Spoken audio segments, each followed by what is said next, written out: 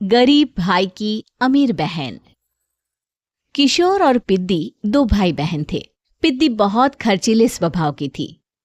वो जितना कमाती अपने ऐशो आराम में पैसे उड़ा दिया करती। लेकिन किशोर समझदार था, घर को साथ लेकर चलना जानता था। अपनी बहन के जितना कमाता तो नहीं था, लेकिन फिर भी वो किसी तरह घर का खर्च चला लेता था। एक दिन पिद्दी किशोर से कहती है, किशोर, तुम थोड़ा ज्यादा क्यों नहीं कमाते? मेरे दोस्त रोज मेरा मजाक उड़ाते हैं। अरे बहन, मैं कोशिश तो कर रहा हूं। अच्छा सुनो, अगले महीने रक्षाबंधन है, मुझे सोने का हार चाहिए, इससे कम कुछ भी ना लूंगी। अरे दिला दूंगा बहन। किशोर को पूरी रात नींद नहीं आती।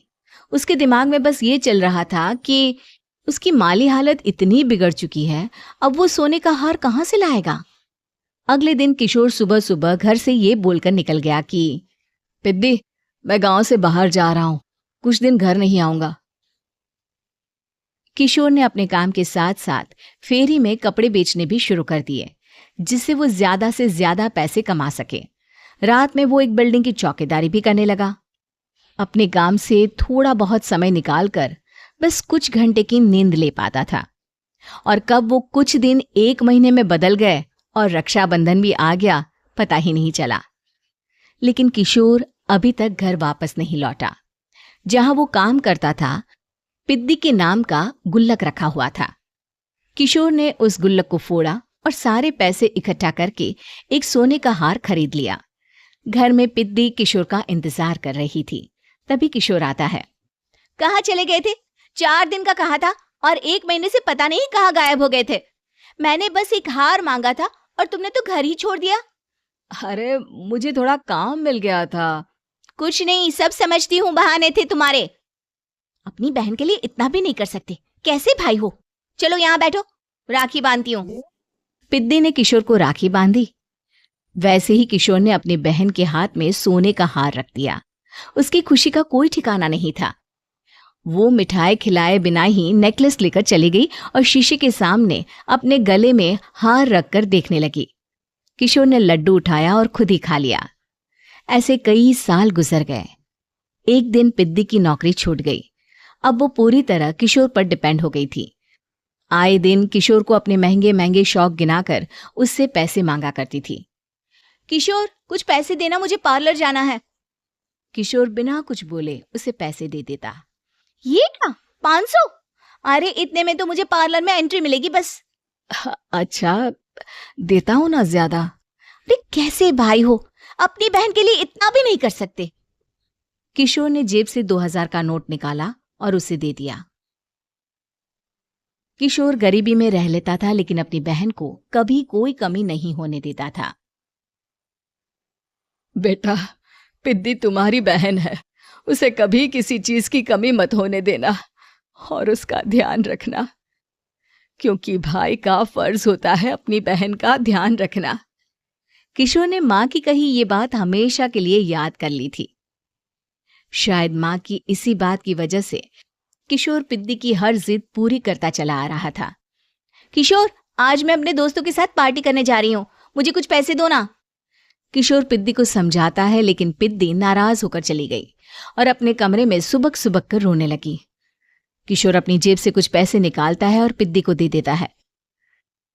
किशोर खुद कभी अच्छे कपड़े नहीं पहनता, लेकिन पिद्दी को राजकुमारी की तरह रखता। पिद्दी के जाने के बाद किशोर अपने काम पर निकल गया। एक तरफ पिद्दी अपने दोस्तों के साथ मस्ती कर रही थी, तो वहीं दूसरी तरफ किशोर पैसे कमाने के लिए कड़ी मेहनत कर रहा था। कुछ और दिन ऐसे ही बीत गए। एक दिन पिद्दी एक लड़के को लेकर घर आई और उसे किशोर से मिलवाया। किशोर, मुझे इस लड़के से शादी करनी है, लेकिन इनके मम्मी पापा बोल रहे हैं कि उनको दहेज में एक कार चाहिए, तभी वो मेरा और पंकज का रिश्ता कबूल करेंगे। लेकिन बहन, कार खरीदना कोई सब्जी खरीदने के बराबर तो नहीं है। अरे कैसे भाई हो तुम, अपनी बहन के लिए इतना नहीं कर सकते? देखो, मैं ज्यादा इंतजार नहीं कर सकती, तुम्हें 1 साल में मेरे लिए कार खरीदनी ही होगी। अच्छा पंकज, एक काम करो, कल तुम अपने माता पिता को घर बुला लो, मैं उनसे तुम्हारे और पिद्दी के रिश्ते की बात कर लेता हूँ। अगले दिन किशोर के छोटे से घर में पंकज और उसके माता पिता आते हैं। बेटा, तुम्हारी बहन ने हमारी शर्त तो बता ही दी होगी। जी। बेटा, तुम तो इतने छोटे घर में रहते हो, दहेज कहाँ से लाओगे? मैं अपनी बहन की खुशी के लिए सब कुछ कर सकता हूँ। पंकज और पिद्दी का रिश्ता तय हो जाता है। किशोर अब अपनी क्षमता से 4 गुना ज्यादा काम करने लगता है। सुबह सबके घरों में न्यूज़पेपर फेंकता, दिन में मजदूरी करता और रात में चौकीदारी करता। खूब मेहनत करके किशोर ने अपनी बहन की शादी के लिए पैसे जुटा लिए। उसने अपनी बहन के लिए कार खरीद ली। जब वो पिद्दी के ससुराल वालों से मिलने गया तो उन्होंने किशोर से और पैसों की मांग की। इस बार किशोर हार चुका था। पिद्दी, पिद्दी माफ करना, मैं तुम्हारी शादी उस लड़के से नहीं कर सकता। वो लालची लोग हैं, उन्हें सिर्फ पैसों से मतलब है। देखो किशोर, मैं पंकज से ही शादी करूंगी। क्योंकि पिद्दी ने तो किशोर की बात न मानने की जैसे कसम खा रखी थी। किशोर ने पंकज को घर बुलाया। पंकज, तुम अपने माता पिता को समझाते क्यों नहीं हो? भैया, वो हमारी शादी के लिए मान गए, मेरे लिए तो यही बहुत बड़ी बात है। हम एक काम कर सकते हैं, दहेज की रकम में से कुछ पैसे मैं आपको दे देता हूँ। अरे लेकिन समाज वाले क्या कहेंगे? अरे जब दुनिया को पता चलेगा तब ना। अच्छा, कुछ पैसे मैं अपने मालिक से कर्ज में ले लेता हूँ। कुछ पैसे पंकज देता है, कुछ वो कर्जा लेता है और अपनी उम्र भर की कमाई वो अपनी बहन की शादी में लगा देता है। आखिर में पंकज और पिद्दी की शादी हो जाती है। पिद्दी की विदाई के बाद किशोर बिल्कुल अकेला पड़ जाता है। अब उसका कमाने में भी मन नहीं लगता। उधारी वाले रोज घर में आकर बैठ जाते हैं। अरे किशोर, अब तो पिद्दी की शादी को 5 साल हो गए, अब तो हमारा पैसा लौटा दो। चाचा, पिद्दी के जाने के बाद किसी भी काम में मन नहीं लगता। अरे तो हमारा पैसा कैसे वापस मिलेगा? जी, कुछ करता हूं मैं।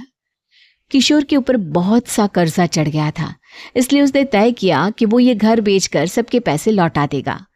अगली सुबह शहर के किसी साहूकार को उसने अपना घर बेच दिया और सबके पैसे लौटा के वो गांव छोड़कर चला गया। पिद्दी ने शादी के बाद कभी अपने भाई का हाल तक नहीं पूछा। किशोर को फर्क नहीं पड़ता था, बस ससुराल में उसकी बहन खुश है ये जानकर उसे खुद की खुशी मिलती थी और ये सोचकर कि उसने मां से किया हुआ वादा पूरा कर दिया।